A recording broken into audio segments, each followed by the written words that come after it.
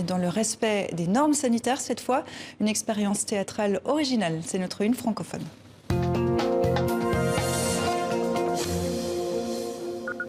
Le spectacle s'appelle Contact et vous en êtes le concepteur. Samuel Sonnet, bonsoir. Bonsoir. Merci d'être avec nous. Bienvenue sur TV5 Monde. Vous êtes le concepteur et le metteur en scène, mais vous avouerez que metteur en scène porte assez mal son nom en ce moment. Mais ça tombe bien puisque votre spectacle se joue dans la rue. Contact, c'est un petit clin d'œil à la situation ? Tout à fait. En fait, c'est pendant le premier confinement, on était en plein mois d'avril, mai, quand Gabriel Jourdain, en fait, qui a eu la toute première idée originale du spectacle et qui l'a coproduit avec moi, m'appelle en me disant il faut qu'on fasse quelque chose quand le déconfinement va arriver, mais les théâtres ne seront pas encore ouverts, donc il faut pouvoir offrir une émotion théâtrale dans la rue avec sans passation d'accessoires, donc il faut que ce soit complètement Covid compatible. Et là, j'ai dit ok, faisons ça, mais écrivons une histoire de zéro, qui va parler de ce qui se passe en ce moment, c'est-à-dire que le manque de contact, le changement global de paradigme dans ce monde aujourd'hui est terrible, donc il faut qu'on conçoive quelque chose de nouveau. On va expliquer quand même, parce que si on veut participer, il faut télécharger sur son téléphone votre application. À partir de là, on met ses écouteurs et on se retrouve au cœur de l'intrigue, parole de spectateur. On est un peu dans une bulle, on a l'impression qu'on est un peu privilégié alors que ça continue à vivre quand même autour de nous. Oui, ça aussi. On se sent vraiment dans la pièce parce qu'on est juste là à côté, on peut choisir sa place, se positionner où on veut et le son est vraiment bien synchronisé avec la pièce, c'est vraiment bluffant. Ah, qu'est-ce qu'il fait encore là, C'est vous ? Vous m'avez fait peur. Oh, je suis désolé, je voulais pas. C'est ça, oui, tu voulais pas, il me suit en fait, par où il est passé ce con. Bon, j'y vais, moi. À bientôt. N'importe quoi, à bientôt, pourquoi je dis à bientôt? J'ai pas du tout envie de le recroiser. Dans un monde où la distanciation physique est devenue la norme, Sarah, qu'on vient de voir là, se fait aborder dans la rue, mais cet étrange passant se révèle être bien plus qu'il ne semble. Samuel Sonnet, c'est l'histoire d'une rencontre particulière. Tout à fait. C'est l'histoire d'une rencontre entre cette femme qui a un vrai problème de contact. Donc la pièce ne se passe pas dans un monde de coronavirus, c'est-à-dire qu'on n'en parle pas frontalement, mais on parle de tous les sujets qui sont autour de ça. Et elle va rencontrer un passant, un passeur, peut-être son ange gardien. Ce qui est très particulier, c'est qu'on entend toutes les pensées du personnage de Sarah. On a un casque sur les oreilles et on est synchronisé. C'est vraiment en immersion sensorielle en fait. Immersion avec un son en 3D. La musique a été faite par Cyril Barbesol et on est. En fait, si Sarah regarde à droite, on va entendre le son qu'elle a sur la droite.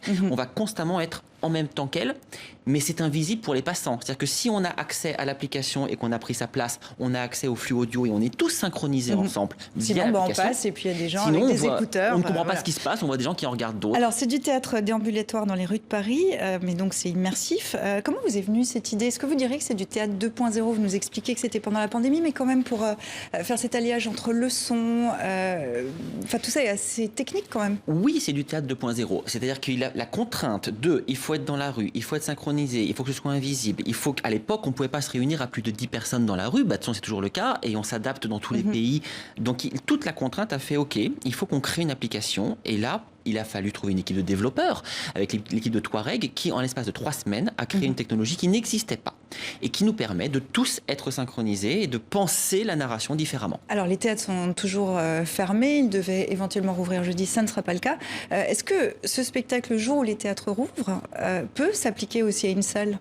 En fait, le dispositif peut s'appliquer à énormément de choses. Là, on a lancé tout un créneau de recherche sur penser le théâtre différemment. On n'est pas les premiers à faire ça, mais je crois qu'on tombe aujourd'hui avec Contact dans un besoin très particulier qui est de repenser le rapport entre le spectateur, le comédien et la salle. La salle vous manque quand même?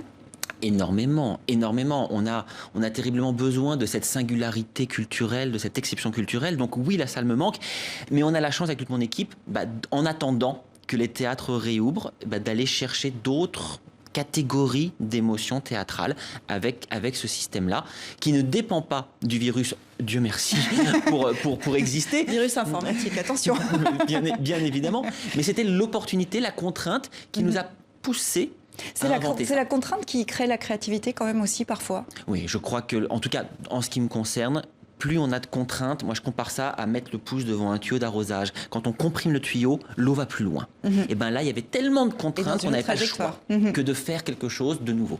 Alors ça s'exporte extrêmement bien. C'était la grande surprise. Ça, Alors c'est une surprise, ouais, parce oui, que parce qu'on l'a pas fait pour Belgique, ça. Suède, déjà dans le Royaume-Uni, déjà dans plusieurs pays. Exactement. Et puis il y a l'idée de passer au-dessus de l'océan, et le Canada, les États-Unis. Mais c'est une surprise? Oui, c'est une surprise parce qu'on ne l'avait pas fait pour ça. On l'avait fait, on a joué juin, juillet, août, septembre à Paris.